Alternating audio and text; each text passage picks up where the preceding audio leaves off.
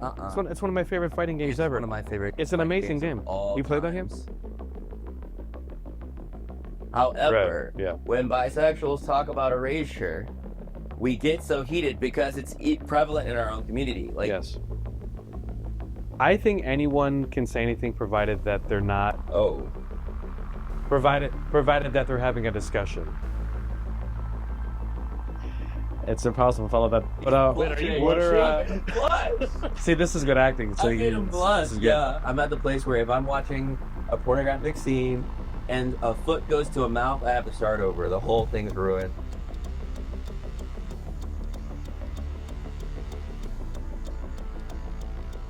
Oh yeah, do it now. Yeah, perfect. That's great for sound. Huh? What?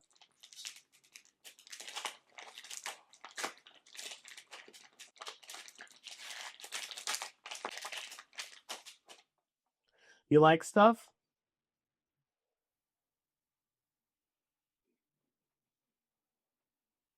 You know what? You know.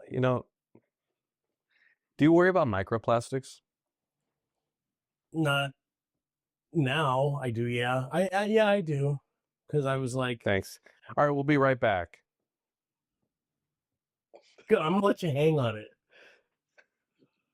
I actually do. Like, I mean, I'm like mentally just like always locked in. You do. Oh, you know I do. Yes. Oh. I knew I was gonna catch shit for having a water bottle. I knew because you always, when I've visited you where you work, you have a water bottle. And what's that water bottle made out of? Let's be specific. Mexicans. Yeah. I don't. They work hard to hold that water and keep it insulated. And then you're like Leatherfish. You make it out of our skin. How about that great dance he does at the end of that movie? Dude, I love that. Are you a horror fan? Like, yeah, you know I am. I fucking love it. I know. We have conversations like this in front of a camera so people can learn about it. Well, now they know. We're established. No, I do. You know, with that movie specifically, the first time I ever actually watched that movie, I was 10 years old, and I hadn't really been exposed to that level of gore before. And my friend brought me over. He's like, "We're gonna watch this movie with my dad. You cool?" Like, yeah, we just got McDonald's when McDonald's was good, and we're sitting down to watch it. And then all I just, and I'm like, and I actually got nauseous. You did not. I did. And I never. That was like the first time I actually got nauseous from watching a horror film. It was gross. The thing I recall about it was when you hear that, like he's like just wandering in the house, and then out of nowhere, yeah, you remember he trips on that thing, and it's such a well done like fall, right? That he like trips, catches himself, and right when he looks up, just that meaty hit, like it's so not fake. It just like a bludgeoning, the fall. And then the convulsing. The convulsing on the ground. Yes. Just. And then the beautiful thing is when he grabs the body, throws him in, and then he just shuts the door for no reason. And then the hold on the door is so fucking perfect. If he had changed any of that, if he had like cut the moment the door slammed, it would have been a fine scene. But the fact that he, as you just said, keeps it on the door. And doesn't the music crescendo, and then it just cuts to black, right? Oh, well, I think it cuts to the kids too, like now working around the house. So it's just like, yeah. And then that guy in the wheelchair who they have absolutely no sympathy for. Yeah, none. It's just, it's hot out here. Why do I gotta feed this heat? And the whole time you're just like, oh, I can't wait for this fat fuck to bite it. Yeah. He gets probably the most memorable death scene, though. It's so, I don't know. My thing is that hole on the door is so, why does that work for you? Why do you think that works so well?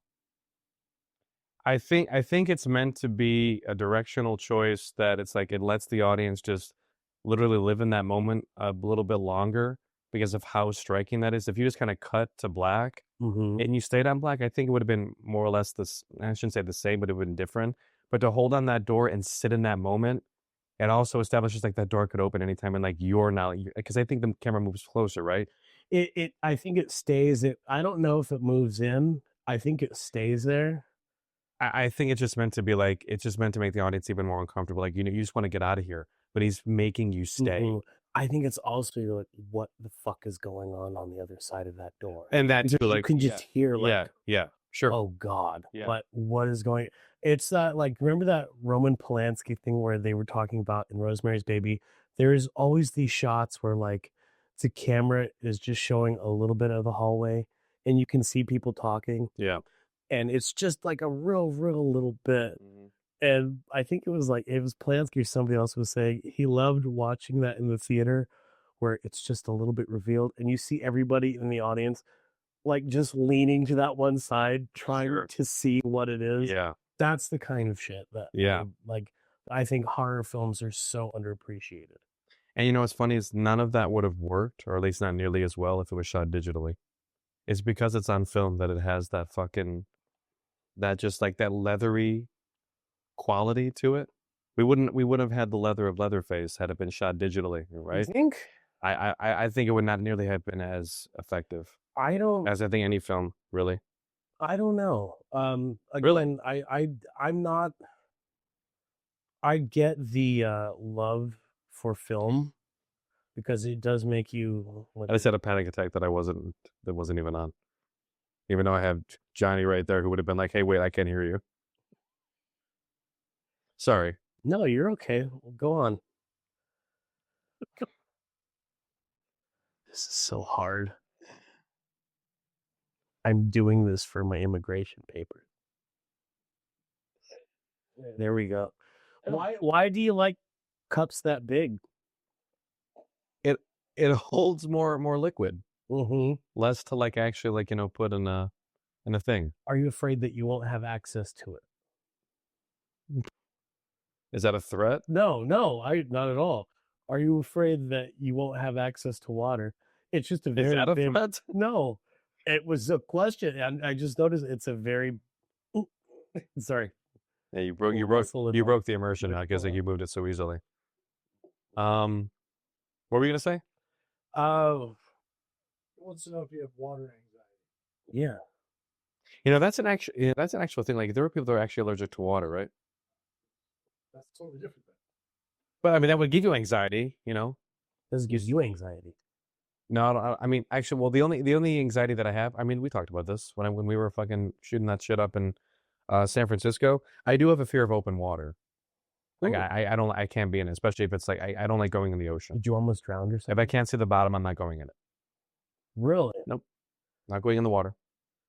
Did you almost drown? No, but I saw a cousin drown when I was 5. So that doesn't help. No, we make that funny.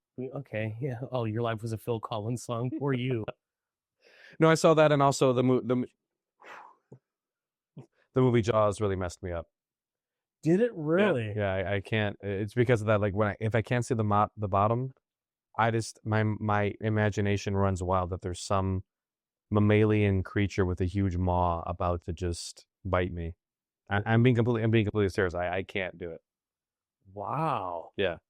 Film I'm well adjusted. Film was a huge part of your life, huh?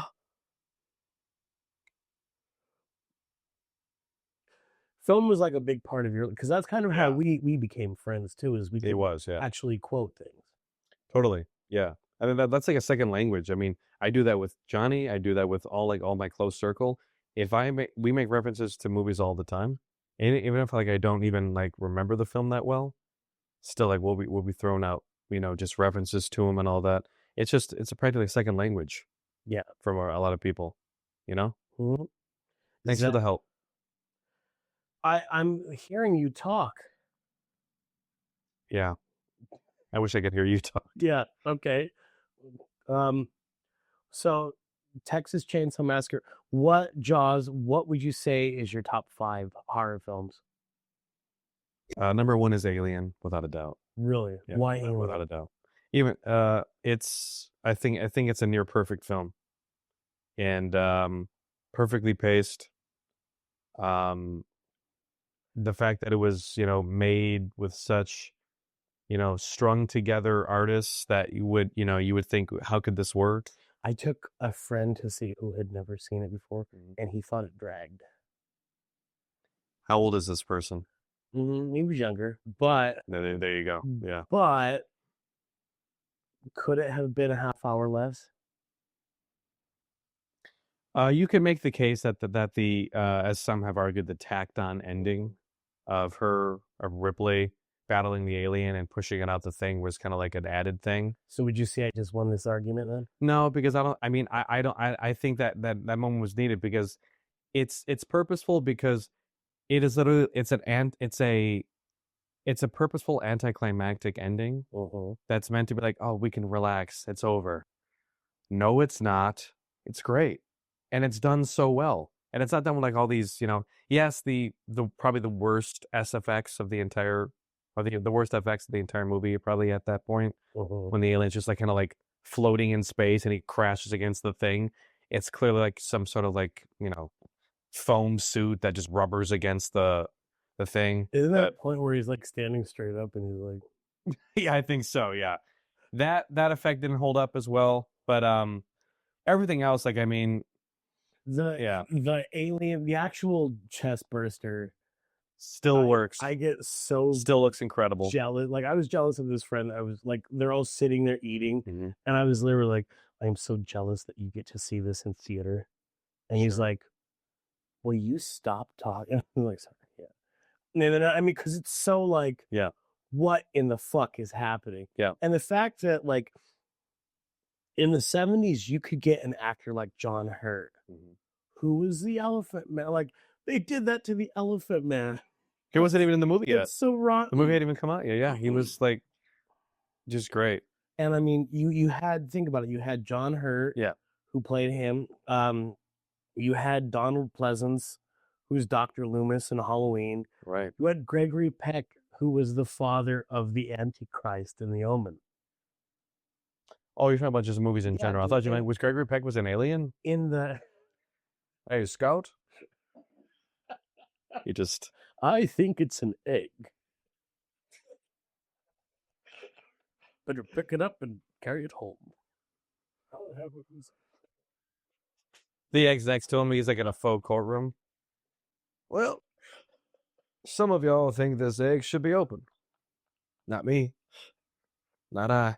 I'm so hungry I could eat a horse. That's what reunifies everybody now, is black and white. We gotta kill this motherfucking alien. Which I don't know if they talked like that back then, but they do now. Imagine he's black and white holding down on that table, and he's like, "Oh my god, I don't know why this is happening to me." Gregory Peck's the John Hurt character. That'd be great. Just so like, there's something in the base of my sternum is going to burst out of my fucking chest. Yeah, it's he kind of embodied that transatlantic, right? He had that transatlantic accent, right? Gregory Peck did. To say that, yeah, he did well. He did well. What doing the accent? He in what AFI called it, like the #1 character, Atticus Finch. I'm talking about it. Yes, okay. Yeah, so I'm agreeing with you, you fucking bitch. I'm talking about. I mean that's what he had, right? That was the voice he used, or am I messing? Or am I messing up? I mean, you're saying that he had a transatlantic accent? Yeah, right? Or no? Wow, blah, blah, blah, blah. I guess he didn't. Never mind. Never mind. I'm wrong. I'm remembering his voice. Can we now. remember that going forward? That I'm just wrong? I'll start with I'm wrong. Yeah. No, I guess he didn't. The chief players of that were what? Catherine Hepburn. As long as you've learned your lesson, but I suppose we can move on. I'm turning him into Charlton Heston. You are. I kind of like it though. It works. Can you give me the famous Charlton Heston line really quick? I can't. Wait, what do you mean? We did this last time? You tried to get Joel to say a Charlton Heston line? Yeah. Oh, fuck. Well, perfect. It works. He didn't even do it. Yeah. Same line. Do it. I can't. I can't do a good Charlton Heston was much more like... Just do it like that, bro. I don't care. I just want to see it. You And specific- damn dirt. Yeah, that's the line. What is it? I forget what the line is. You've blown it all up. Something. You damn dirty ape. I thought it was "Get your hands off me, Oh, you damn dirty apes." Dirty apes. Yeah, that's the line, no? I thought the big line is from the twist at the end. Oh yeah, that's a big line too. Yeah, it is. Yeah. That's How great is that line at the end of Jaws when he's just shooting at that tank? And he's just fucking that. I wasn't scared of that movie until you see how fast the boat really is going down. Oh sure. And he's just like, Yeah, the anxiety You can see- levels you're like, rising. oh shit, Yeah. shoot him. Yeah. That idea that Spielberg did, because you think he says, smile, you son of a bitch. And he doesn't. It just smile, you son of a. And then, ting, ching, ching, boom. Yeah. I love the shot where the shark is like chowing down on the tank. Like, I'm gone. And he's like full You're really- speed coming in. Chipping any teeth. There. Yeah, not chipping. And then he has like the sinew and flesh of Quint still in his mouth. And it's just like that is the hungriest yeah. shark I've ever seen. Fuck yeah. I ate an old racist. Now I want to eat a progressive and see if he tastes Dude, as good. What was his name? Robert. I mean, Robert Shaw. Robert Shaw. Dude, how amazing throughout the movie. But that end scene, he sells that shark biting him so well. And like it's just like the whole movie is just like the and then at the end just sorry, probably awful went for into sound. the water. Just like so good. God Everything damn. rolls on his fingers. Ah! And it's funny because you know he's fucking drunk. Yeah. Like, oh yeah. I usually imagine that character's drunk the whole time. Yeah. But this idea that I'm gonna roll down and I've got a machete and I'm just gonna stand Yeah. because he actually takes time to feel that like and remember you hear him bite his leg because he's kicking it. Yeah. He's like Dude, it's so good. It's great. and then I'm just acting out in the movie. Yeah. Can you do the whole thing? We used to joke about the Robert Shaw character and just anything we could throw him into was just 25 people went into the water. What was it like? 8 people came out. You ever see a look in a shark's eyes, Chief? I used to say that about like a doll's eyes. You think 25 people went down to the U.S. battleship? I don't fucking remember the It number. was like 1,500. I like. What about him teaching math? Yeah. 25 people went down. Really? If sharks took How do you know I'm not making up this story, Chief? If sharks took 14, how many are left? You're wrong. We are there for 3 days. Do the math. He didn't really have that much of an Irish accent. I'm giving him more than he had. Fucking John Boy from Anaconda. Oh, the anaconda squeeze you tighter than your true love. What was that accent in that movie, dude? It was like, what? It was Venezuela. That's what he was. He was. Oh, really? He said that? There was a talk at the film academy. Oh, it's terrible. I remember that well. He said I was there. He said he was doing his housekeeper's accent. Oh. And he said the Venezuelan people that speak only. You ever see a look in a Venezuelan's eyes, Chief? So was he doing like the greatest accent of all time then? Like, was it accurate? No, but that's what he was. Absolutely. And what did it sound accurate? Did you think, oh, that's Venezuela when you closed your eyes? The voice for that character was going to be a guy that talked. Damn. I don't know what's worse, that part or the part where they give Ice Cube, they're like, we need some exposition here. Here's a good line. Say this, Ice Cube. And he's like, you mean the snakes out there this big? That is like the quintessential, like, let's give the black character this shot line to have it for the trailer. Oh, the snakes out there is big. And funnily enough, he survives. The only black character in the film, and he survives to the end. That really disappointed you. Yeah. So much. I'm sorry I didn't see you there. I was just reading the good book. You know, here at Lo-Fi, we love books, especially when we can listen to them at the convenience of our smart device. We love fantasy, drama, romance, you name it. And by signing up for a free 30-day trial of Audible using our affiliate link, check that out. Enjoy yourselves and enjoy some good books. Oh my God. Necro nom nom nom nom. Okay. All right, everyone, please welcome our guest for this episode, a great friend and just someone who's been on the show, actually for Lo-Fi Docs, our great friend, Mylique E. Fawcett. Yeah, get in here. Get in here. Hi. How are we? Hi. What's up, pup? And then now she joins. She's off camera, then she joins as soon as Mylique E. walks in. Well, thanks for dressing up. Oh, yeah, a little mascara goes a long way. It does. I had to go to Trader Joe's before this. Like, you have any Granny Smith apples? They look like this. Does you actually have to? No. Oh. What? But have you gone? I have things delivered.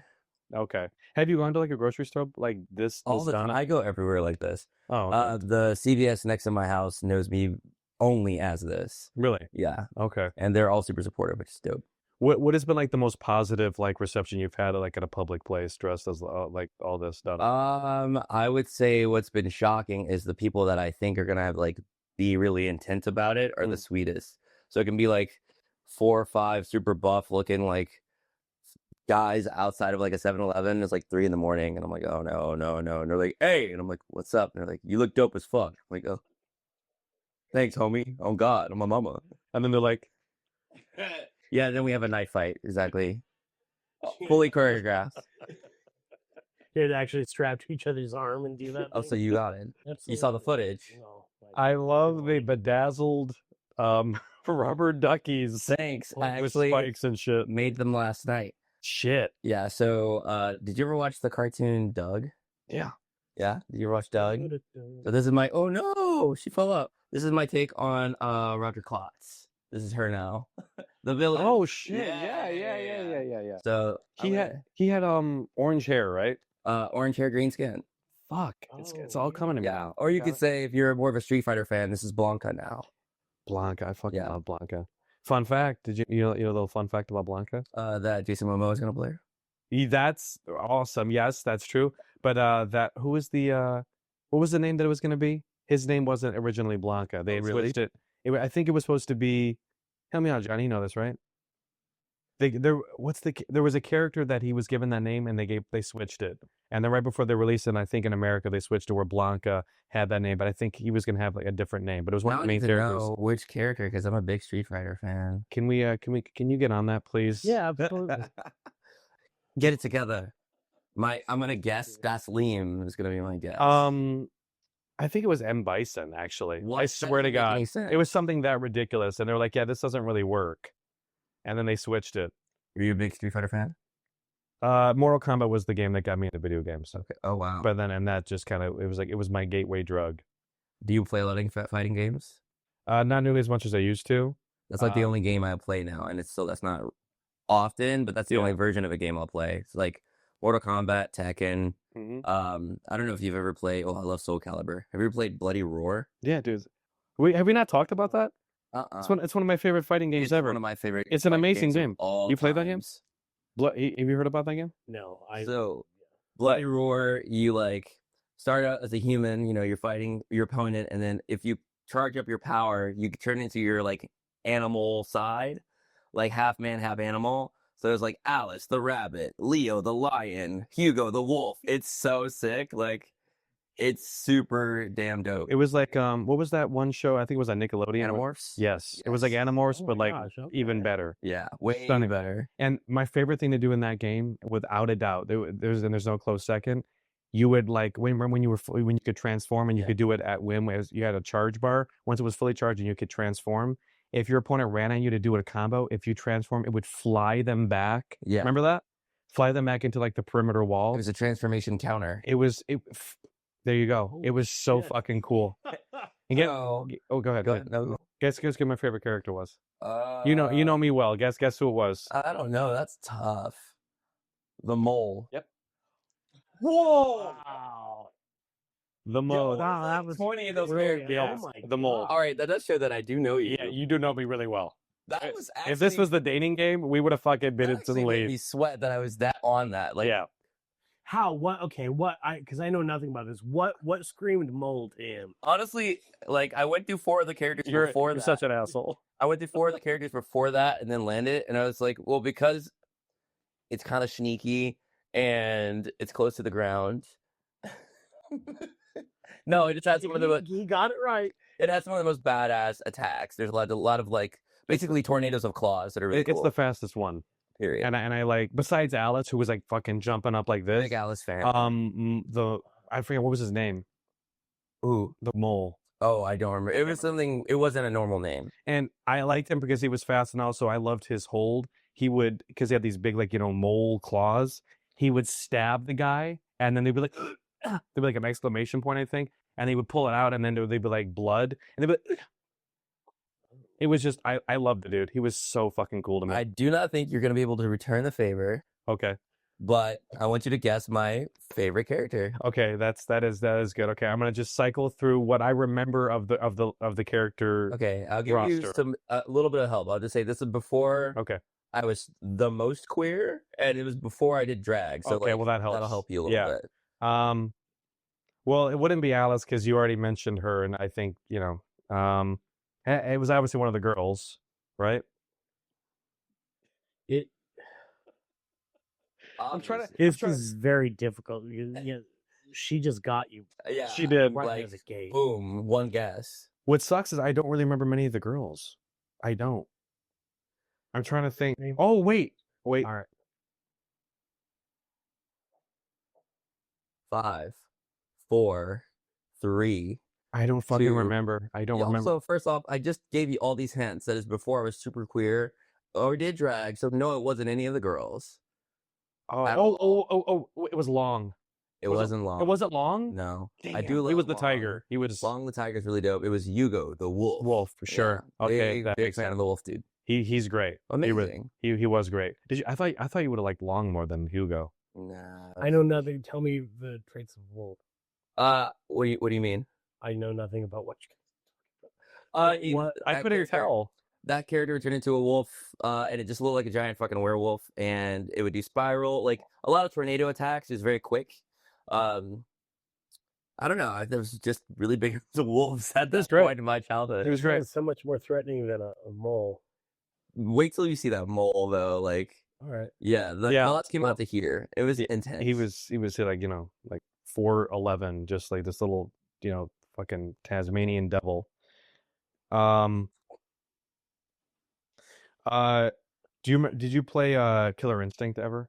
I played Killer Instinct. I don't have like my memories of Bloody Roar are much more Vivid. way more detailed and vivid, but I Yeah. played a lot of Okay. yeah. Okay. I because for some reason I thought about her when I was trying to think of when I was incorrectly doing girls for the game.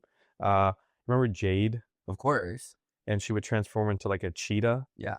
There's a amazing. You ever play the new Killer Instinct? It came out like it came out like in 2014. Like the newest, the latest version. I would have heard about that.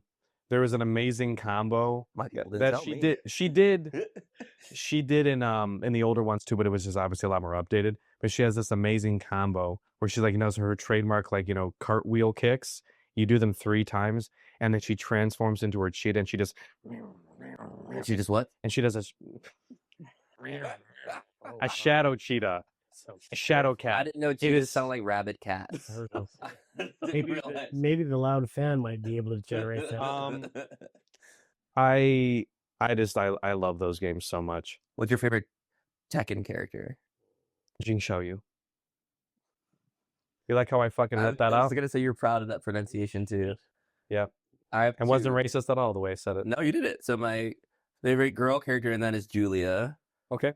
Long braid, long legs, just kicks you across the screen. And then guy characters, mainly at the time because he looked like. Can I guess? You're never gonna guess this. We already know you're terrible at this. Wow. Okay, because of one wrong guess. Okay. Yes. I'm sorry. She got you though. Oh, thanks for the help. Well, It wasn't Eddie Gordo. No. Oh, see, that's just racially insensitive. He's Brazilian. Yeah, you picked the. think. See, no, he's not. I'm pretty sure he can make it. Is he? I'm pretty sure. Oh, okay. I don't know. Don't quote me on that. Okay. Internet, don't kill me. But I know that he has Tourette's. We're all And getting Brazilian, the in trouble. colors are right. But Yeah. no, my favorite guy character, because he looked like Eminem, was Brian Fury. He's great. Yeah, he has like frosted silver hair, and He's he a has psycho. clear anger issues. He's a psycho. Like, actually terrifying. His winning animation, at least in one of the games, was him punching himself in the face. Like, And then yeah. giggling. Yeah, Yeah, he he's an needed actual psycho. assistance. Yeah. What was the guy with the long, tall break? Paul Fury? No. Paul What was his name? something. I don't remember, but it's Paul. What was his name? Paul Simon. It was a white Paul folk Wall. singer. Yes. That's what I feel like. The Jewish fighting game character. The other one. We're playing a guitar, the song nobody's listening to. That's all. This is entire. This is entire set list. No, Is he's just. playing a ukulele. Oh, is that what he plays? No, I don't know. We'll be right back. We're taking a break. Break. Talk to me about how's dating life treating you? How's that world? How's that world? That small aspect of life. That small aspect of life I have purposely closed. Oh wow. Yeah. I haven't dated anyone for 2 years, almost 3, on the way to 3. Mm-hmm. I personally, like, I have a lot of friends that are, what's the word? Like, consistently in a relationship, they don't take any breaks. Yeah. They just rush from one thing to the other. Right. With respect to people that live that way. Mm-hmm. But I can't. Like, I personally need a reset. I need to return to me before I try something else. Also, like, because I try to be a good partner, like, I can feel when I can be a good partner and when I can't. And right now, I just don't have the mental capacity and space to be that, to be there for another person to the fullest extent I would like to. So, like, there's so much going on in the state of the world. And personally, I'm so focused career-wise right now that, like, that's all the spoons I have. That's all the space I have. Mm-hmm. So instead of leading someone around or, like, starting something that's not going to go anywhere, I'm super good on it. I like my own company. And the main things for me right now are this. Because of my job, like, some drag performers are super bitchy. That's part of their character. I've noticed. Right. My character is very warm and approachable and all those things. So I'm on and, when I'm working. Right. And I work somewhere between 4 to 6 days a week in that. And so my social battery is drained. Yeah. So if I'm not doing that, I'm at home. I have 2 roommates, but, like, I spend most of my time in my room because I know exactly what I want to watch. I know exactly what I want to eat. I don't have to discuss those things. I don't have to check in with anybody. I see. I just don't have the space for it right now. That said, sorry, I'm rambling. That said, like, I'm not opposed to it, but someone would have to, like, wine and dine the hell out of me and knock me off my feet. I'm not looking for shit. So it's interesting you said that because I would have thought, given what you said, to set that up, that they would have to. You'd be the one that be more like, okay, we're doing this, but you want to be the one swept off your feet. Typically, because of my personality type, I'm always expected to do those things. And again, I don't mind that. I know how to pursue. I know how to make a move. Mm-hmm. I'm good at that. I don't have the energy for that right now. So if you want to date me, show up. Otherwise, I enjoy my own company. I don't know. And every time I think I'm ready for it, like, as of recently, I have, like, my brother just went through a divorce. My best friend just went through a divorce. 2 people are dealing with some relationship weirdness where I'm like, I don't really need that. Mm-hmm. What about you? Yeah, you weren't ready for that. Were you the reversal? I'll tell you about that. I just want to ask you really quick though before I kind of jump my thing, because I like highlighting this because it is I think it's rare with drag queens. I could be mistaken. At least in my corner of the world, but bisexuality really isn't like a. You would assume that most drag queens are gay. Most people do assume that, and that is more or less correct, right? No, I haven't taken a poll of all drag queens. Fair enough. And drag performers, you know what I mean? I will say that because we're so front-facing, people typically, when they're looking for something that represents queerness and represents gay, they go to drag immediately. But again, it's a huge ass spectrum. It's an alphabet mafia. So a lot of us are a lot of these other things. I'll say in the alphabet mafia. Yeah. I'll say that in the Los Angeles space, particularly the West Hollywood space, the assumption is typically that drag performers are gay. I've been in dressing rooms where other drag performers have been like, "Oh, that's right, you're bi," and I'm like, "I will have sex with your mom and your dad. Do not play with me. I will stepfather you so quickly. That What do you is- want for Christmas, Timmy?" Is it told that dismissively? Like, oh, you're one of Yes. the With quotes. That's so my favorite number that I do. I have a whole number about being bisexual.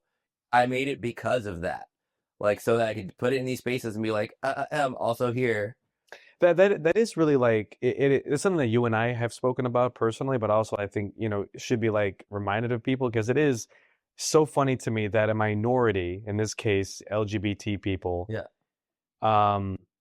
They are, I'm not saying all of them, unilaterally, but it's amazing how you'll receive dismissiveness and like just like this, I don't know, this refractionary like put downing The thing is this. of the B in the LGBT. That's so again, lots of the letters have their own plate, right? And I'm not trying to. We're not doing the trauma Olympics.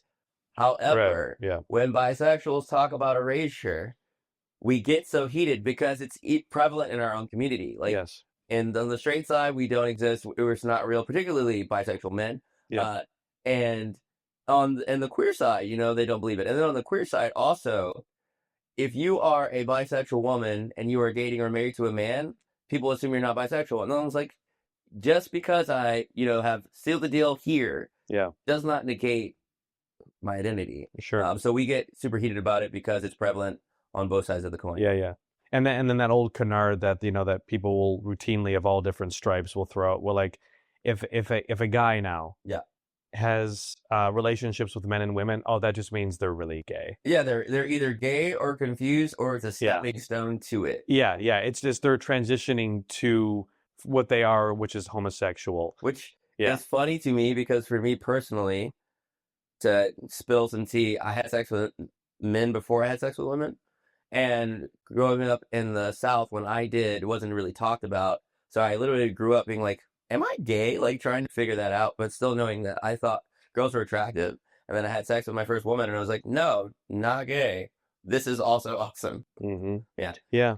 I just think there needs to be more visibility with that because again, it is just so like, it's a canopy term. Like, I mean, obviously there's different gradations. Some people have a stronger attraction to one than the other. And it's not always this necessarily 50-50 thing. It changes. And it changes, right. Yeah. But I just think that it needs more visibility because again, just as what we just indicated, there is a level of prejudice within our own community. Yeah. That if you're that, like, really, are you? It's like, very strange. It's a very strange thing. And it's one of the reasons that, like, I'll say this, that when I first was really starting to navigate my own bisexuality, I was in this mental space of being like, as long as I feel comfortable with my own skin, if I'm being upfront with the people that I'm entangled with, then I'm cool. I didn't really think that I needed to be a representation of it. Right. I always understood why representation was important from a Black perspective, but it wasn't until I started doing drag and navigating these queer spaces, why I realized why bisexuality, or why being a representation of bisexuality out loud, is important, at least to me. So I am a proud resident bicon. My first out male relationship, like as far as dating, is also my first long distance. And this was during the pandemic, so I just like knocked them out, all the things, boom, boom, boom.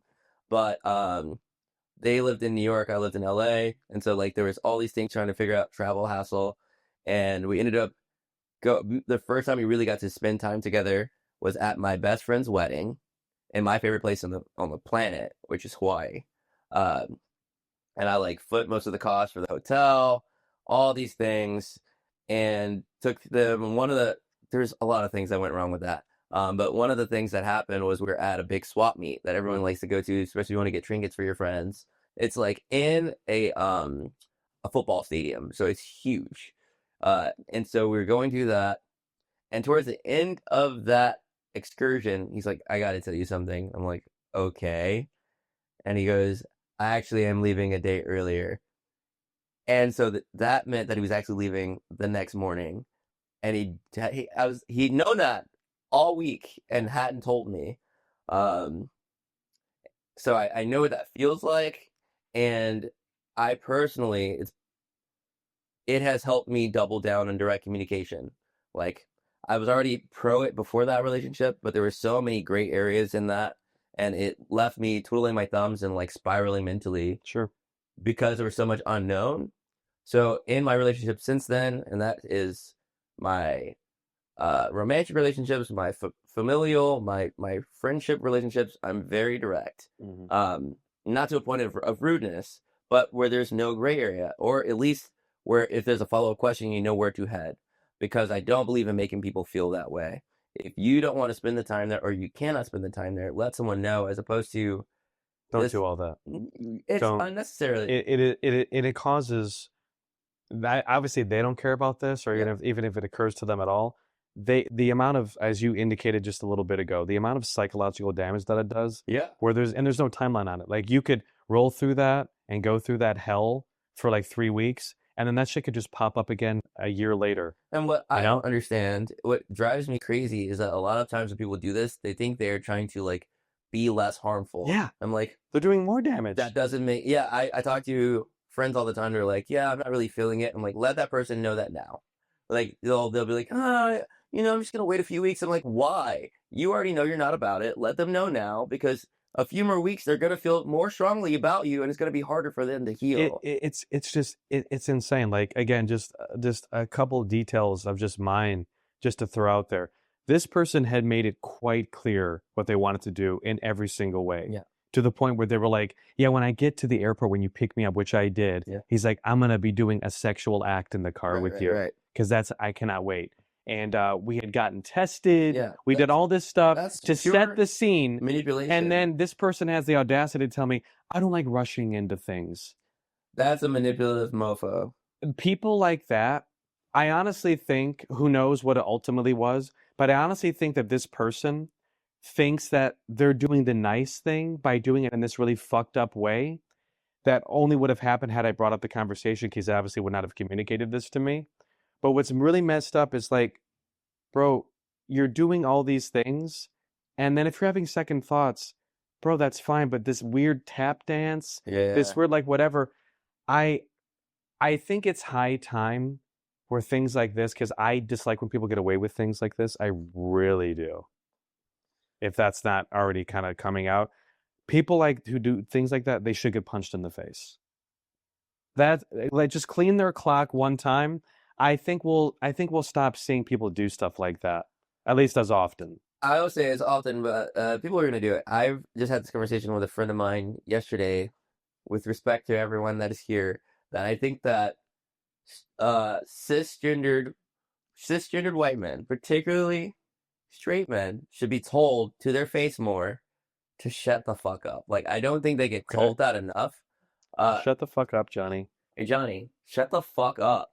No. I haven't said anything this whole time. And keep it that way. Shut the fuck up. No. That's what, like, I wanted to say something like that to, like, my roommate, who's like, he's a good person overall, but he has this thing where he thinks that his opinion is needed in every single sense, that he has this, like, in situations he's never been in ever, he has some wisdom to add, and I just want to be like, shut the fuck up. Like, however, he's also sensitive to the point where, like, that would alter our entire relationship. And so, like, until I don't live with him, I'm not doing that. Like, I do stand my ground. I do speak directly. And I do shut things down. But what I really just want to say is shut the fuck up. I think more people need that. And I don't think that particular demographic gets that said to them a lot. Yeah. Particularly as an adult. Yeah. Well, and I don't mean it with malice. I just mean shut up. Yeah. It's not even said out of, not even hurtness or anything. You're just like, no, just don't stop. Just don't. It's Just literally unnecessary. Sure. One of the hardest parts about, again, there's a million things I want to work on. I'm a very flawed human. But one of the hardest things, growth-wise, I've been working on in the last 3 years is shutting up. Moments where, because I'm sassy, I'm witty, I'm quick, and I always have my finger on the button, and I realized it was a defense mechanism, like from, when I was younger, getting bullied. As an adult, if I felt like someone's gonna come after me, I would hit them before they could hit me. And I realized, like, that that's not a defense mechanism. That's me being an asshole. You know what I mean? Like if they haven't done anything to me yet, the preemptive thing doesn't make any sense. So learning in these last few years that I don't have to have the last word, that I don't have to quote unquote win, has been really, really tough, but it has increased my peace 30,000 fold. Okay. Which I'm using currently in my living situation of just being like, what is the point of trying to win this? There's no point. I do have to ask, is there any other reason outside of you being quite gay for there to be you're wearing a beef jersey? Like I've never seen it, and I'm just confused. Are you a big meat eater? I like meat eater. Yes. I love meat. Man, meat. I didn't think this was that. I guess it is. What? How often do you see someone that says like chicken? You don't. Yeah, stop. I'll stop you right there. Or lamb. You don't see that. So is that weird? Is that not weird to you? You know, I'm a vegan. I'm wearing this ironically. Worst vegan I've ever met. Go ahead. What was your question though? That's the question. Oh, why do I look so gay? No. I don't know. Explain the beef jersey. Oh, honestly, I wanted it to because that couch is like this. I guess you could call it electric blue. It's not electric blue, but what is it? You would know. You're like, I'm wearing 50 Shades of different. Literally, I was like, look, color theory is my hoe. I had the Crayola 99 box. So, well, what color is that? Is that couch then? Aquamarine? It's not aquamarine. It's more on the way. It's like on the way sky blue. Oh, yeah, it's in between sky blue and robin's egg blue. It's somewhere between, a blend of those. Like a baby blue as well. Like you throw that in too. If it had to be a lighter shade, to be baby blue. Okay. Yeah. You're just trying to color match. I wanted to have me wear blue, and it would offset the yellow with that. So yes, the color match. Something, yeah. Okay. I'm gonna mansplain to you now more and use different words. By all means, tell me more about color theory, artist. That's what we should have called the podcast, color theory. So people no. I'm gonna go ahead and shut that down. You would have been protesting outside. Hardcore with color contrasting signs. Totally. Are you do you I mean I think you maybe kind of hinted at it, but do you wrestle with anger as an emotion? I would hope that all humans wrestle with anger as an emotion. What do you mean by that? What do you mean by that? That was a very vague question. No, I mean I don't think so. I mean it was more or less yes or no, but like do you mean like am I personally an angry person? Yeah. We'll start with there.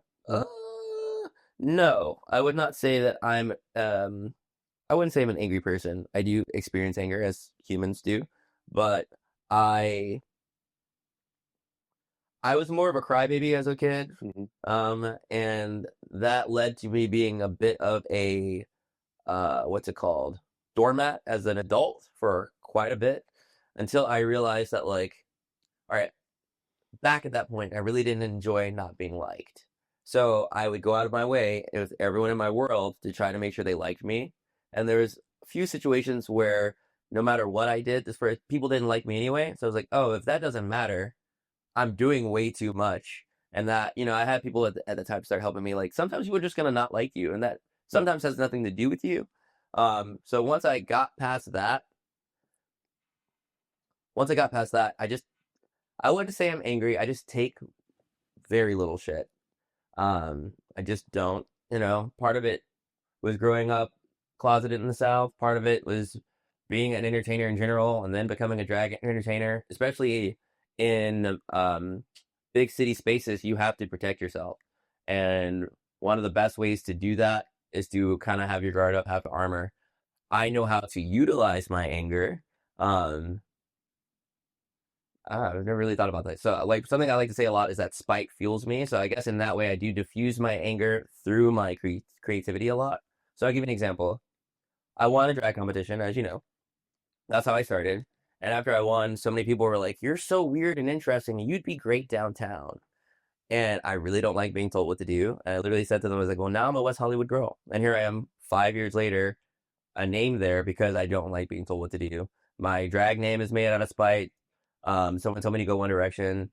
And the creativity came like to prove them wrong. A lot of times a lot of the things that keep me going in life is proving someone wrong.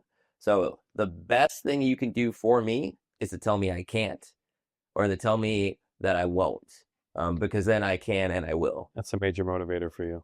Hardcore. Is that the biggest one for you? Is being told you can't do something?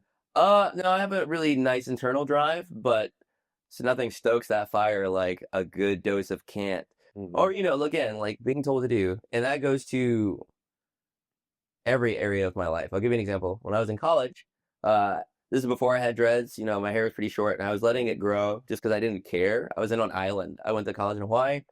Just let my hair grow. And my mom was like, "Have you found a barber?" And I said, "No, I'm not going to cut it for 3 years." Well, just because she asked.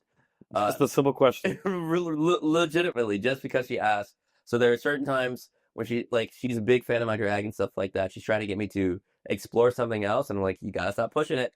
The more you push it, I will never, ever do it. And I'm not saying this is the healthiest trait, but it is a trait I'm aware of.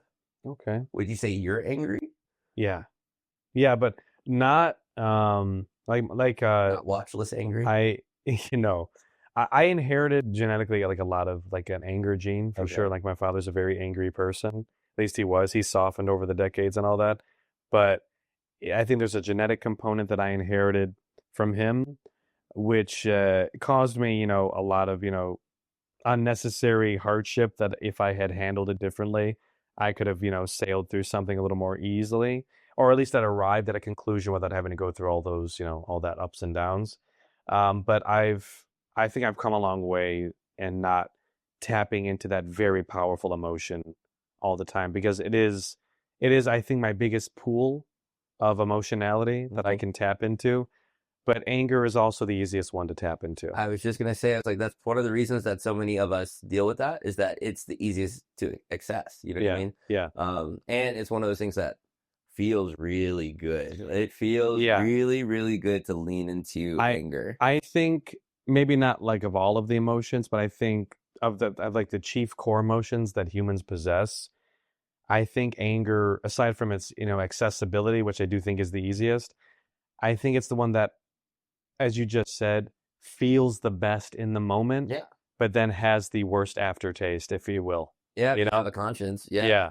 I'm glad that you brought up the whole fact that you inherited a lot of it, because I think that on the opposite side of it, seeing a lot of anger in my family is what I have to keep a steady eye on it, just because there's ways I just didn't want to be perceived. You know what I mean? I saw that when I was younger, not in any like threatening way. I was just like, I really don't want to come off like that. Yeah, so, it's one of the emotions I try to access the least if I can. But if I have to, by all means, you know what I mean? What do you think is like the top shelf emotion that you wish you could like tap into or default to? Or maybe are you already doing it? I was gonna say, like, again, I have a lot to work on, but I do a really good job of regulating my emotions. Partially because of like what I want to attain personally, but also professionally. Like this city, and particularly drag in this city, can really tap a lot of emotions. And if you aren't careful in some of these moments in these spaces, I would completely limit where I can work and who I can work with. So you really have to learn to have a strong game face, to tighten your mouth, and like find a way to deal with it later.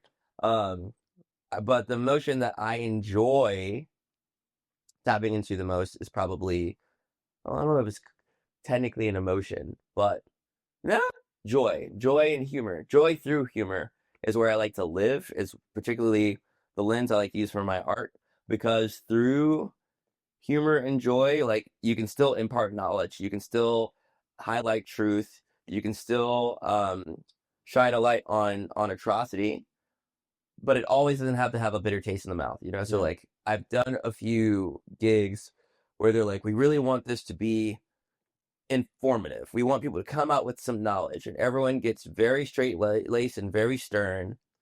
And I'm not saying that drag and art can't be those things. It can. However, just because something is comical or has humor does not mean it's devoid of information.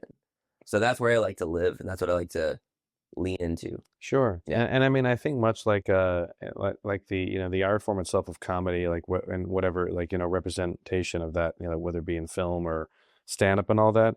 Much like in real life, I feel like people think because you're joyful or because you're expressing joy, that means you're not maybe fully locked in, Yeah. or not, or shouldn't be taken seriously. And it's funny how like that translates to even the art form itself, where like people respect dramatic actors as like the pinnacle of what that art form can produce. Yeah. But then when you look at what comedians do, or actors that can do both, which is rare, I would say, Yes. they just have like, it's so difficult. Well, I mean, so many of the greats. Again, I have a background in both of these things. So many of the greats say comedy is the harder thing to do, and that's factual. Like, the thing is this: when it comes to the dramatics, when you really boil it down, you're really trying to pay attention to your wants, your needs in the moment, and what that feels like. And we as humans all experience that. We're all not funny. All humans are not funny. All humans don't know how to do that in some capacity. And then when you get to a professional level, learning the nuances of comedy, how hard it can be to pull back when it's the funnier choice, and particularly like comedic timing takes, like, you have to, it's difficult. Not everyone can get it. Some people have it naturally. Some people, you have to learn an aspect of comedic timing. Comedy's the harder thing to do. Yeah. So it's always really funny to me that people want to negate the power of comedy. Mm-hmm. Yeah. And what's funny is when I was in film academy with this guy, So I don't know if I ever told you this story. You took you went to acting school where though? You took acting programs, right? All over. Okay. Yeah. Did you ever take Meisner? Of course. Okay. So did you ever do the exercise? I would imagine you did some permutation of it where you'd have to leave the room, do like some emotional preparation with some, unbeknownst to your scene partner, what the stakes were. Yeah. And then without telling them, you come in the room and you just do the scene from there, right? Yeah. You did something like that? Okay. So it was fairly early on in our training for Meisner. So I think it was like one of the first times I had to go in front of the class. I was young kid, so super fucking nervous. So I go outside. Tell me if you remember this, because this was anyway. I was so racked in my brain about, oh my god, what do I have to cry. That's what I have to. I have to cry. That means I'm doing something. So I left the room. I was gone for like 40 minutes, 30 minutes probably, and I wasn't like timing myself, but I was just like just outside the hallway at first, like right outside the classroom. I was like, fucking cry, do something, think of something. I'm like, 30 minutes goes by, and I think I remember hearing the teacher go like, what's taking? Yeah. So I'm like, I know. I ran to the bathroom and fucking splashed water on my face like I had been fucking, and I fucking like, okay. And then I took like another 10 minutes outside the room, like,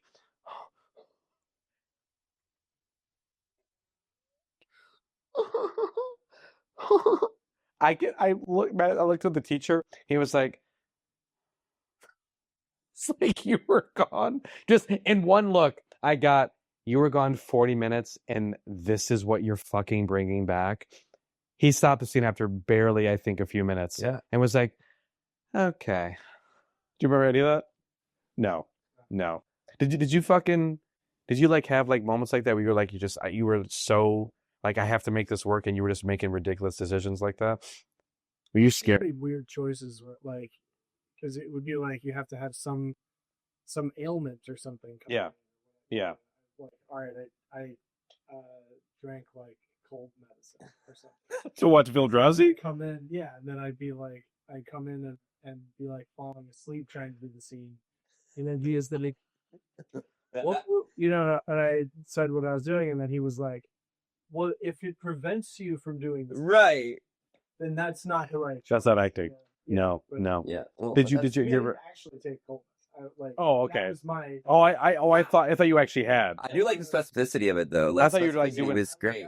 So I was like trying to read a thing to the other person, and I was like, and then it was like I was picturing you like doing lean or something like. that was kind of the vibe. Syrup. Scissor. Yeah. I mean, that's a lot.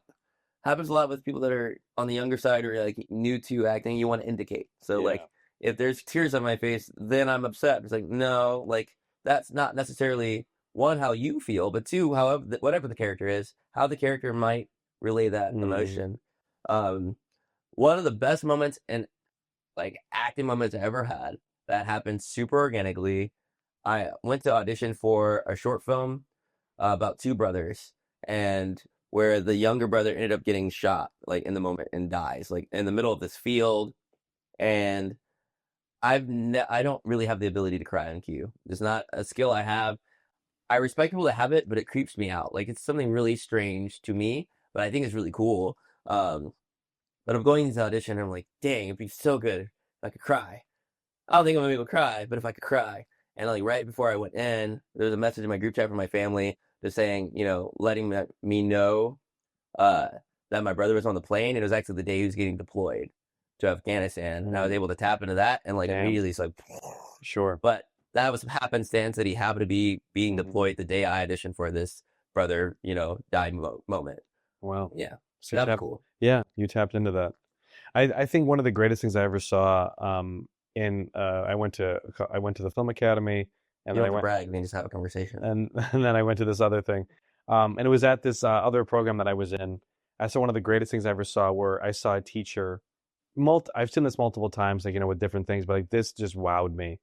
It was this moment where this girl, she was a girl from Sweden. She was older than us by a significant amount. She was probably in her mid-30s. We're all in our early 20s, um, more or less. And so she was a woman grown, but she had first time dabbling into you, like the way I phrased it. Please, She was a woman talking. grown. She's not a chia pet. Continue. She was a fully grown chia pet.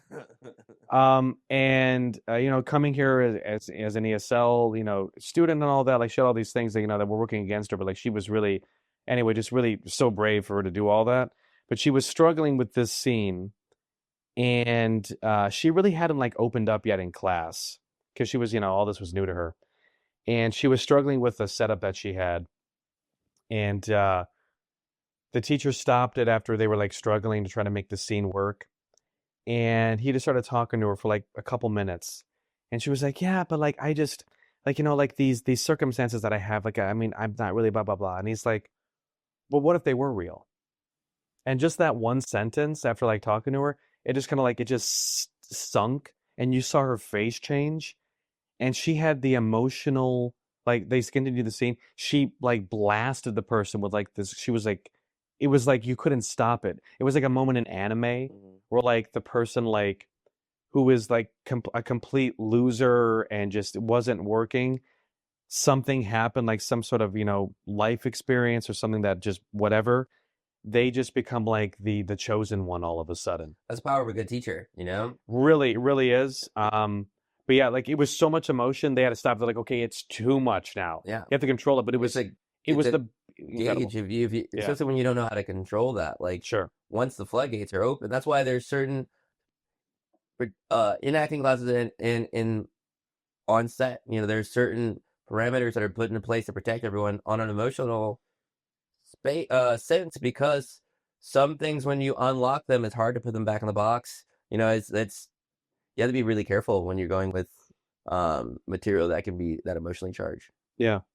Yeah, for sure. I didn't know you took acting stuff. That's good. Oh yeah, that was. I don't even know why I did it though, because I wanted to be behind the camera. That's a great reason to do it. Like, oh yeah. I've worked. There's a significant, again, not saying that it is impossible to work behind the camera successfully and not have any acting experience.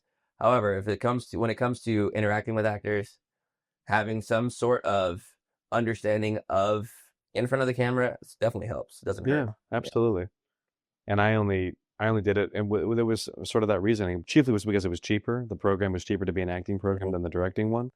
But yeah, then it became that for me. I'm like, oh well, it's probably good to have this experience anyway. I worked on a project recently where.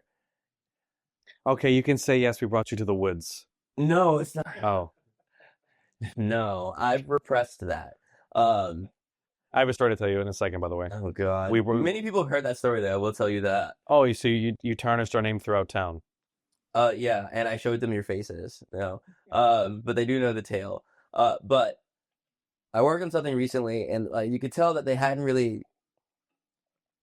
had that much experience of working with actors, because the directions were things like readjust your legs. It's like, well, in what sense? What does that mean? What are you trying to see from me? you have to be very specific in that, like, move your body to the left or move your body to the left. Put your left leg over your right. Readjust your legs to a random human could mean anything. I could go from this to a sprawled, like, you know, or someone was trying to hold a can of mace in frame, and he's like, a little lower. And she's like, well, how low? 1 millimeter. That's insane. That's an insane thing to say to another human. I can't. I don't know if you can personally navigate what 1 millimeter is like. I can't do that. I would barely move my arm, I think. Exactly Yeah. that. Yeah. Anyway. Yeah. Yeah. Should I can I tell you like why your name was invoked the other day? I invoked it in a positive way, by the way. Where? So we were filming a lo-fi docs, Johnny and I and our good friend Miguel. We went back to well, you didn't go with us to Griffith Park, but I was like, you went back to the gate? No, we just might one day. We went back to film like another section of this video that we're doing, and we went to Griffith Park, and we were there in pitch black darkness in the forest. And there was a moment where we were literally, like Johnny had even mentioned, I was like the nervous one of all three of us, but Johnny had mentioned he was totally like locked in. He was in film mode. He was cameraman. He was doing all of it. He was directing. So he was locked in. He wasn't nervous at all. But he's like, the one time I did, we were in this one area of this abandoned like zoo area exhibit. We were in this one area that was just graffitied out. It was, again, without our lights, there'd be no illumination of any kind. We were filming a take for something. And he's like, up until then, I had no anxiety. But being in the darkness while we were getting set up to say action, he was like, it went from 0 to 300%. Yeah, y'all be out there risking it for the biscuit. And not be me. I brought your name. Was that an accurate relaying of what happened? More or less, yeah. You left out that I was on camera. We like pizza's here. We were filming, and then they were filming me, but I was like offset into the thing. Yeah. And then when they walked away, it was done. It's so I understand. Waiting for them to come back with the light, and in that time, it was what because I did something slightly similar to that. My mind went to, am I gonna get like is the whatever is here entity wise, it's gonna get me at this point. Yeah. And I invoked your name because I'm just like, can you imagine when I think we were done, we were heading back, if Leaky was present for any of this? No, you wouldn't have gone. You would have been like that. Like, look, I understand the reasoning why you all don't necessarily full scout for what the kind of footage you're trying to get, right? Yeah. But there's a lot of, and this is not just, I don't mean this in a disrespectful way. That's through a lens of privilege, of like being male presenting, having someone with you. Speaking of privilege, like, no matter what goes down, I'm kind of good. That a lot of people don't have. So like, unless it's like, I mean, I don't want to speak for women, but like women have to navigate spaces differently than that. If I'm in creature mode, I have to navigate spaces differently than that. And outside of like, I'm 6'2". I'm a big man. Like I have big hands. I have no problem defending myself. I'm encumbered when I'm wearing these. Like, yes, they are mesh. I can see through them. However, if there's a bright light directly at me, it whites everything out. If it's full darkness, everything grays out. So when I'm in spaces in this, I typically have to have had some sense of knowledge of where I've been before. Otherwise, I cannot fully protect myself. You were rolling with the punches though those days. For the uninitiated, she did a lo-fi episode with us. We did this demon thing where I was in full demon garb and full drag. Yeah, I love it. In the middle of the day. It was very hot. It was a very hot day. And what was pitched as a walk was a hike. Was a hike that they had not gone to before. Okay. But the reason that I rolled with the punches outside of being a professional was these. Yes, because we were so far gone at that point, I couldn't turn around and walk back to the car because I had no clue where the hell I was going. I thought you had no choice. See, exactly. I had no You couldn't leave it if you wanted to. I couldn't leave if I wanted to. I had no choice but to finish the gig. And if I'm going to be there doing the thing, I'm going to do it to my best ability. And you did. You were great. I thought the litigation was a little too much, though. I don't think you needed to sue us, but it was fine. Again, I'm happy with how things turned out. We can talk about it now. Be grateful about how things we settled. Yeah, exactly. We settled out of court. It better be. It's really a lot of my friends have talked to me about that clip. Like they bring it up a lot. Specifically you walking up behind me and shit? Oh yeah. What they say? I'm just curious. I mean, they say that they wish your comedic timing was better. That's fair. That's fair. But That's fair. they think that I nailed it. No, it's just the premise of it is very funny. It's great. Like you continuing to speak and me not being attached to it all. Yeah. And no acknowledgement going straight into the lore. Mhm. And also, in general, if you're talking about LA and you talk about permits, like that shit's gonna be funny because we all know like it's so confusing here. That's just It is comedy. It is, yeah. It's great. I want to go back. I hope y'all have the best time. I can't wait to see it. We want to go inside, man. I'm sure you do. And I can't wait to see if y'all get to go. You cannot afford it. I gotta go ahead and now that I know what it involves, you cannot afford me. You like horror stuff though, no? I love horror stuff. Why don't you want to do it with us, man? Is it because you can say it. There just had to be a lot of measures in place. Yeah. And a helicopter dropping you in. Yeah. No, I just this is my livelihood. My body is now my what you call it? My goods, so like I have to be protective of it. That's why like I used to like rollerblade and bomb hills and stuff like that. I can't, not that I can't physically do it. I'm not taking the risk because if I break my leg, then I'm out of work. Like I can't work from home. That's fair. Yeah, it's not the pandemic where everyone's doing drag videos. Speaking of, I don't know if y'all heard about this, but this person got home from doing a drag show and sat down so they could take their makeup off, and they were going to do that on camera and fell asleep. Oh, with it running, like the live running, and made so much money because people thought it was so hilarious. Of the in full like drooling. I would love to be able to fall asleep and make $3,000. Were they already famous? No. Oh wow, they made a lot of money from just doing that. A lot of money and impact. Was this on TikTok? What? I don't know. TikTok, Twitch. I don't know. I don't do that shit. Wow, damn. One of those things. Well, would you ever do that? The thing is this: I need a team, like, and if it's just one person, blah blah blah blah blah. But right now, because my agent in Hawaii gets on my butt about like get ready with me makeup videos. I'm like, I understand the appeal of seeing the process and all that. Right now, I'm handling my schedule. I'm coming up with my outfits, putting my outfits together.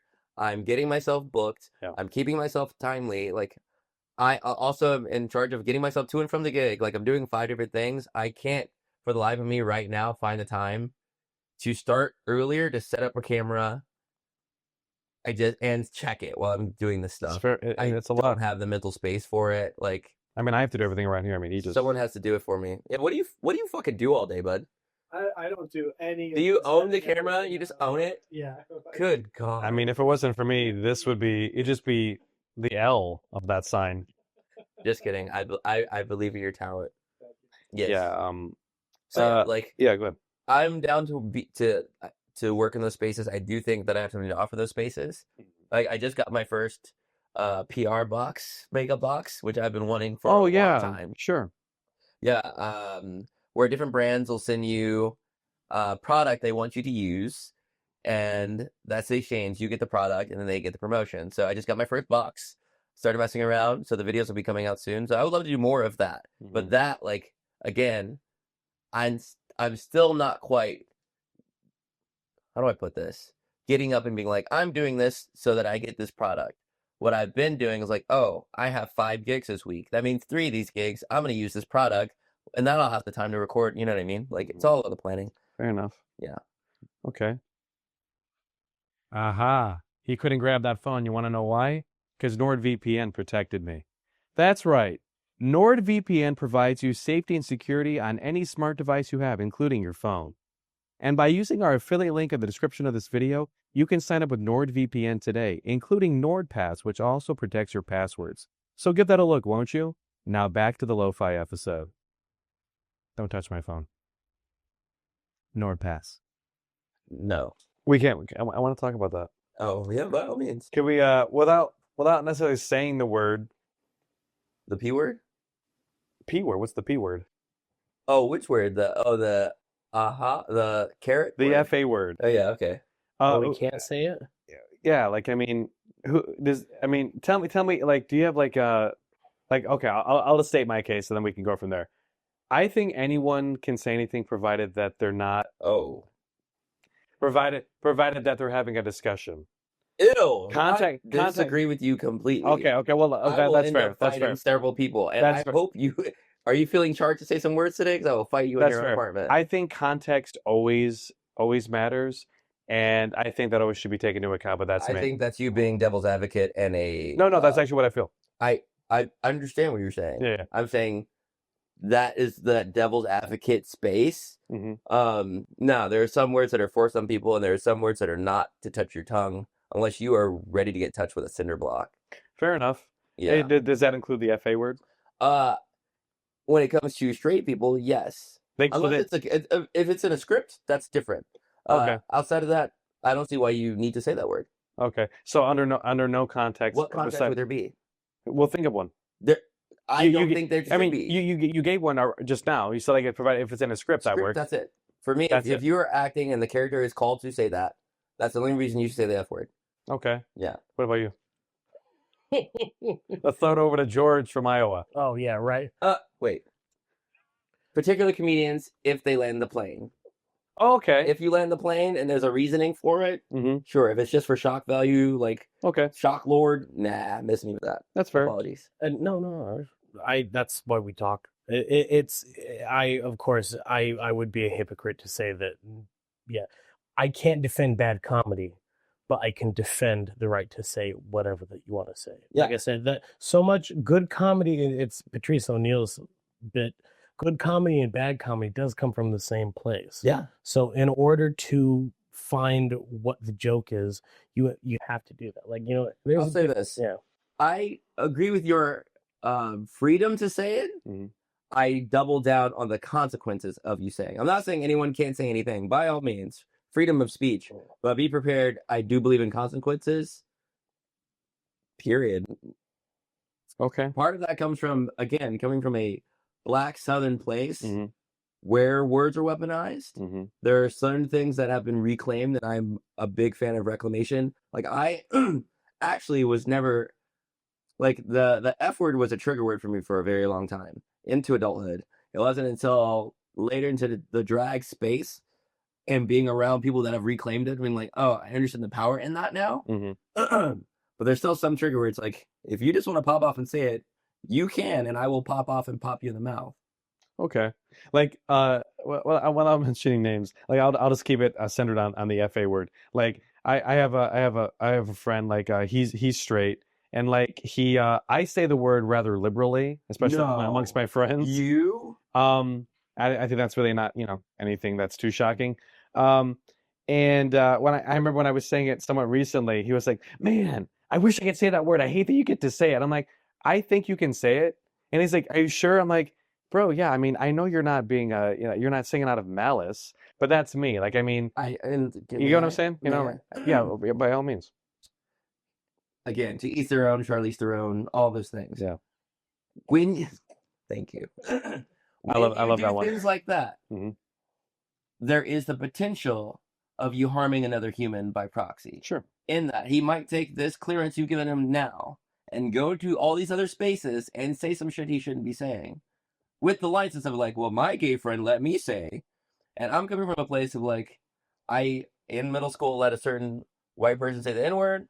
And when I think back to it, how much harm that's probably caused other people, I would never give someone a license like that again. Okay. To each their own. Fair enough. Yeah. It's kind of that Dave Chappelle thing too, where I can't remember which sketch it was, but it kept getting quoted to him. And he said it gave him a really nasty feeling. It was just like, oh, I hate that these people are shouting that at me. Oh, I get that art creates, you do have to stand by whatever it is you put out. And as a comedian, that's why, you are that's too why there's a difference between at the Comedy Store now we have bags where we put your phone in there, we lock it up, and you are not allowed to record. And the reason why is because the Comedy Store, you're trying to figure out too, okay, where is the joke? Yeah. What are we trying to do? So, you have that thing. Dick Gregory's book. Did you ever see that? No. It's literally the N-word right on the cover of it. And it was a big, you had people on both sides saying, this is absolutely absurd, till you read the inscription. And in the inscription, he dedicated the book to his mom. And he said, Is this person black? Dick Gregory? Yeah, he was a comedian. He marched, I believe, with Dr. King. Was he the gentleman that said the reason I named it that? Yeah, is because every time they say that, So they're selling my let me tell book. you the inscription. Yeah. As I he get said that. to Mama, I cannot take the pain away from this word, but what I can do is from now, whenever you hear this word, just think they're promoting my book. Yeah, I did hear that story. Yeah, But like I said though, Yeah. that's a comedian that really knows And a what black he's doing. comedian. Mhm. Two things, two stories. So I did stand up for a while, about 2 years. One of the times I was at the Comedy Store, this white guy got up, excuse me, told a joke that involved the N-word, and honestly, it was a funny joke. Like, I will give it, the joke was funny. What wasn't funny, in that room that day, there was open mic. There was only me and one other black person. And the other black person ran across the room to me and said, "That was fucked up, huh?" And put me in this weird space where I'm like, you have your opinion on it, and that's your vibe. Don't bring me into it. So there's all these things attached to that, where the comedian got away scot-free, and I was put in the hot spot where now do I double down on me being okay with it, or do I stand up with this other person? So that's one thing. Another thing that has happened, and this is actually fairly recent, where a friend of mine, he kind of just wanted to see what he could get away with. So we were talking about something, and something came up, and he quoted something, and he said that word, and we just continued the conversation. And he stopped, and he goes, "I just want to say, I think it's so cool that you really didn't mind, that I said that." And I was like, "Oh, you can say it, but you're the only one in this room that is saying it." And it made him pause, because he thought I was just cool with it, because I say it all the time. I don't even fucking say it. So again, there's just a lot of heated stuff to that. I would like to know more, as opposed to hearing it for the sake of hearing it. Why do you, what behind you wanting to say it? I want people to talk about that.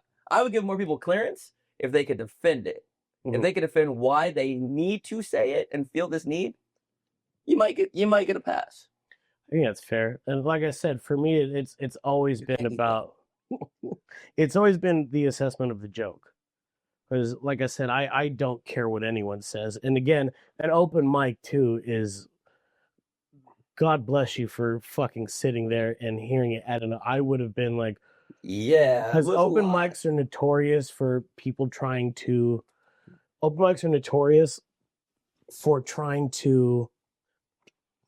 have comics that aren't quite funny yet figure out their voice.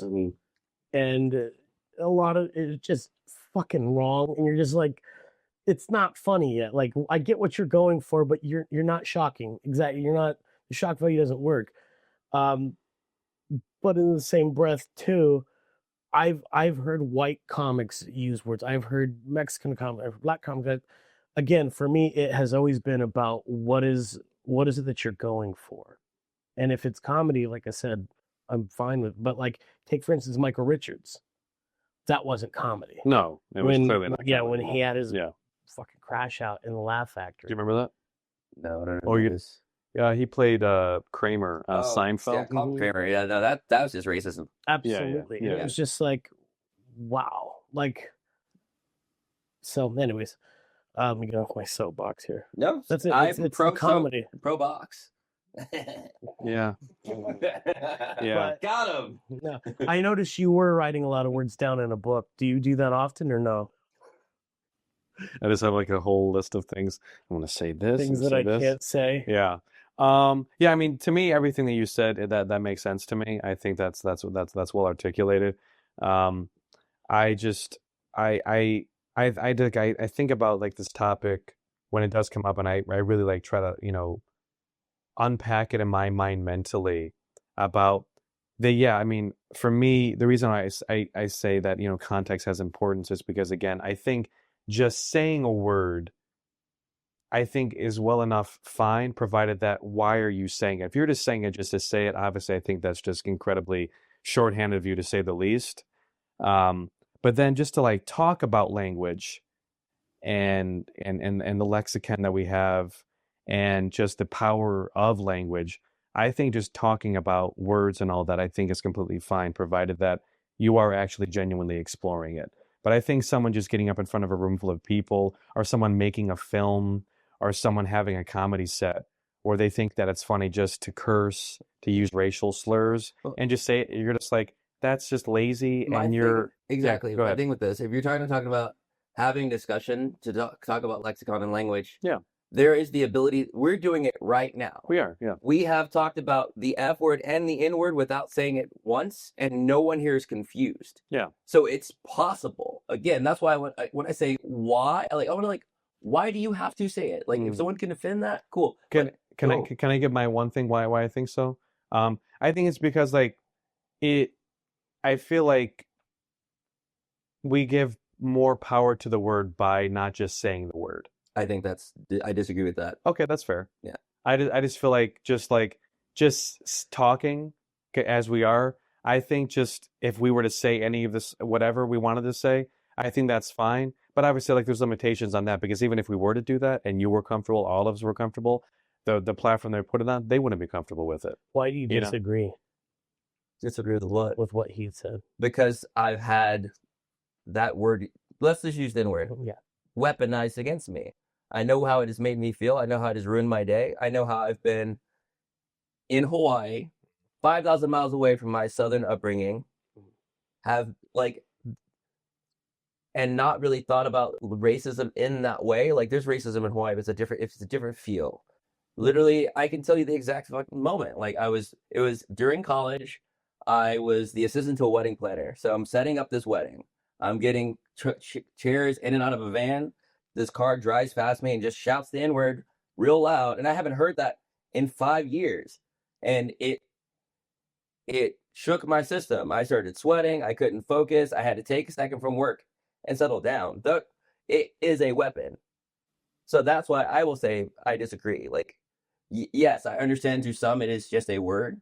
But if you've had it used as a weapon to negate your existence, it carries more weight to me. And again, that's a personal experience, but those experiences everyone doesn't have. And while everyone might not feel that way about the F-bomb, there are people that feel that strongly about the F-bomb. Hearing the F-bomb here in California compared to hearing it in Idaho when you're in a field by yourself are two completely different things. Sure. Yeah. And if we can negate that by simply not, like, again, we've had this full discussion where everyone knows what words we're talking about. Right. You know what I mean? Yeah. And not to say that, like, you can't reclaim power. One of my favorite experiences with the F word happened here in this city at the Denny's in North Hollywood. So it's like 3 a.m. My friends and I have gone out, and we're trying to leave the establishment and squeeze through the parking lot. And there's these 2 cars that are parked really close to each other. And so me and my friend are shimmying through, and this old man rolls down his window and goes, I'm going to say carrot as the word, okay? He says, don't touch my truck, carrots. And me and my friend looked at each other, and we paused, and we busted out laughing, and then we just, for 5 minutes, I'm not exaggerating how long, for 5 minutes we went, carrot, carrot, like in front of his window, to the point that he got so uncomfortable that he rolled up his window. I'm like, yeah, you thought you were going to, but the thing is this, he thought he was going to ruin our day. Sure. He thought he was going to tear us down so hard. He wanted to pick it up like a weapon. We took it back. But these words have power. Even if we don't want them to have power, if we wish we live in a world where they didn't, where they weren't, we can't do that what if, because that's not the case. Sure. I love that. And where I disagree with you is I think you should have said it in the story that you just told us. Oh, I mean, I that thought I was made told. me absolutely I agree with you. laugh. When I tell the story, I do. I thought I was told for this filming that we couldn't say it.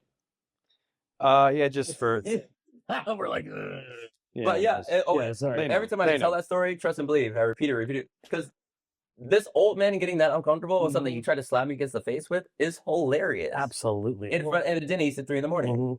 And that was like, again, just with comedy, that was Pryor, that was Mooney. They were saying we have to take the power out of the word. Exactly. And so that's why they were very gung-ho with it. And they transformed it into a love language. Richard turned that into because people had never been to a brothel and saw what Richard saw. Yeah. And when he told that story, when you're telling your story, it puts people in that perspective. And honestly, you know, anyone that claims to be an ally, when they hear that, that is a hilarious story. You don't have to be gay to love that carrot story. No. That is fucking hilarious. Yeah. So was Richard Pryor like one of the first, like, or was he the first, like, truly like famous black comics that utilized and reclaimed that word? Was he like the first one? Because in my estimation, I think he was. No. Red Fox probably. Oh, he did that too. I didn't realize he did that. There was a whole Chitlin circuit yeah. that Oh, they were. wow. Okay. They were so funny that they would write jokes for white comics. Right. But you'll never Right. see who got credit because it was one of those things where jokes were currency. Yeah. But Oh, you know, wow. and if you look, it's anyways. Yeah, it was probably along the lines of and who played Aunt Esther in Sanford and Son. It was always I mean, those two were great writers and they would have so much banter, but it dealt with race too. Yeah. And they would bicker among each other, living in a white man's world about who got a bigger piece of the pie. Right. And I mean, that was what was hilarious too, in terms of taking back language and really just Who identifying. were some along those same lines? Who were some like comedians that you looked up to when you were growing up, or did you not? Did you have that? I mean, definitely Red Fox and Richard Pryor. I mean, I love comedy. I love George Carlin. I love Mitch Hedberg. Like, there's a million, references. Oh yeah. I like a million different kinds of comedy. I like topical comedy. I like people that can, like Mitch, that can one line you to death and you never get bored. That's a rare ability. That's one of the reasons that I work so much humor into my work, is that it's a broad ass canvas. Like, there's so many ways you can paint with comedy, and there's so many. We've been blessed. How do I put this?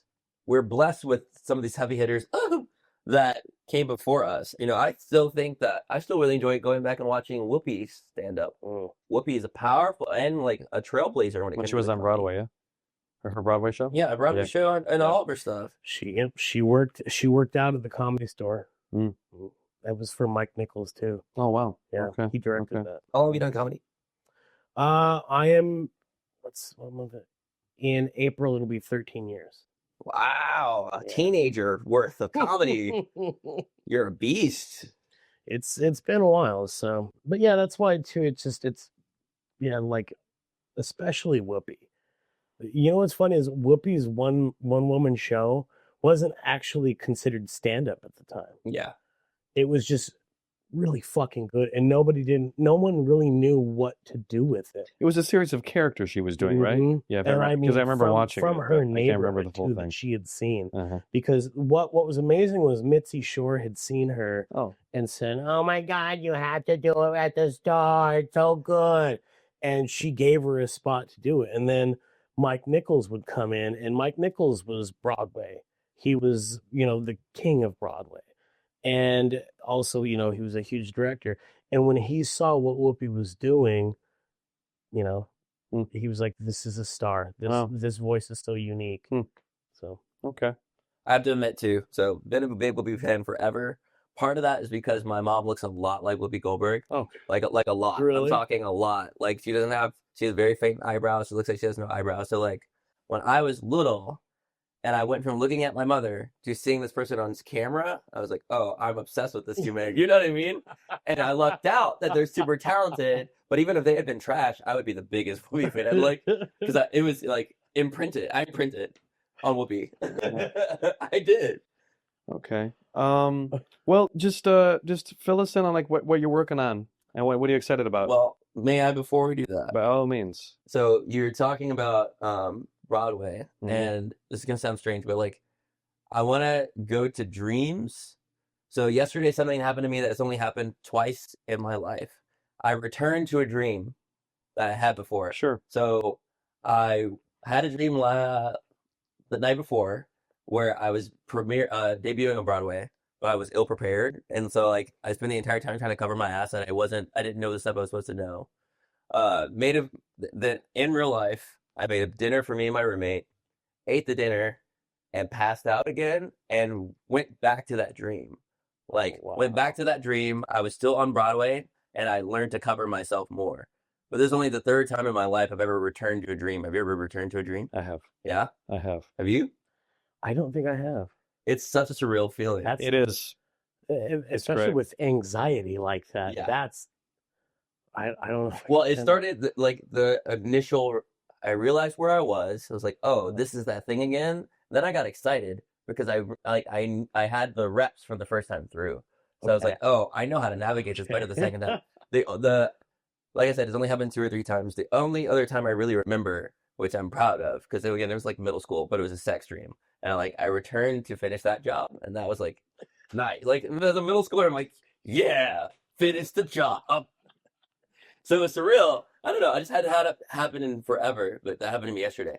Do you think like I don't know how much like you've thought about like dreams like why they manifest or like what they represent if they do at all, but like have you heard like the theory that like dreams are like just a plane of existence that we're visiting when we're subconsciously awake? I believe in that fully. I'm surprised to hear anything like that come from your mouth. Why? Because you are. Because I'm an atheist. No, I'm Oh. like this. You're Oh. so anti frou-frou. Like, you know what I mean? Oh, like, I see. anytime someone's like, Frou-frou? I blah blah blah. I had some luck, and you're like, no, you didn't. Like, you're so anti like I'm anti not. luck, anti shooting star, like I am. anti like That's true. I am. yeah. Yeah, I am. anti fortune cookie. So Yeah. you being like, yeah, but the dream realm. I'm like, I'm honestly shocked. Shocked. I'm not saying that I give it much credence, but I think it is interesting as a potential theory as to what those could be, if they mean anything at all. Like, I mean, just to think like, you could be like, oh, I was on a spaceship with, these 3 aliens that we were talking about math and then eating jelly sandwiches. Like, is that not happening somewhere? I am frightened to get into this conversation deeply with you because I've had a lot of significant things happen Mhm. between dream realm and real life realm, but I don't feel safe like really talking about. You know what I mean? Zip. Well, not even that, but you've been like, I want to tell like some like sincere story that involves like death near me, and you're gonna be like, you know what I mean? I'm not gonna shit on it. I'm not gonna shit on it. I'd listen. I've listened the whole time. I'm not gonna be like, that didn't happen to you. You're full of shit. No, you just be like, huh.